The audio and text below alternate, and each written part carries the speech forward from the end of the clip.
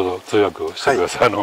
もうザクロソニさんところソニさんとこのザクロもね通販でもう23年やってるんですけど、すごい今日本ですごい人気になっててっていうのをمیگه که انار ایران به خاطر زحماتی که شما کشیدین و کارهایی که اینا تو ژاپن کردن داره فروشش توسعه پیدا میکنه. این هم نتیجه زحمات شماست. اینا میتونن با خیال راحت‌تر ببرن. بله. این تشکر میکنه از اینکه این همه زحمت کشیدین.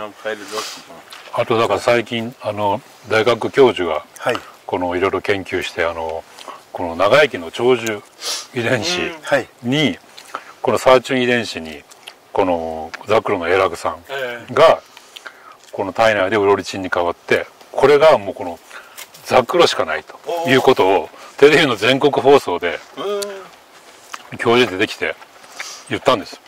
もう夜の番組で。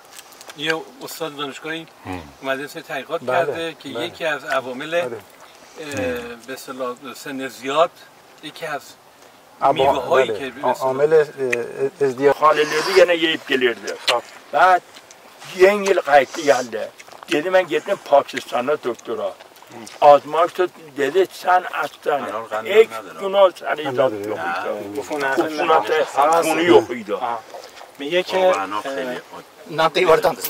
سال بعد اومده ساده میگه من هیچ چیزی نیست دیگه عفونت خونی هم ندارم. 昔はやっとってたアフガン人ここにいたんですけども血液の問題があってで毎日これ食べて今度はあの人アフガニスタンパキスタンに定住してたけれどもそこの医者と相談にして血液検査したらもう全く問題ないという結果で。もう毎日ザクロ食べるだけで。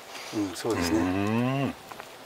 パキスタンのスタッフさんで従業員さん。アフガニスタンの従業員さん。Yemişmiş nar ye. Ben gördüm bu açın çardaşımın nar yedi. Yemeğinden işim yok da. یه دکتر هم هر نقد دیگه من işim yok. تا میتونی انار بخور. درد جدی درمون نمیشه.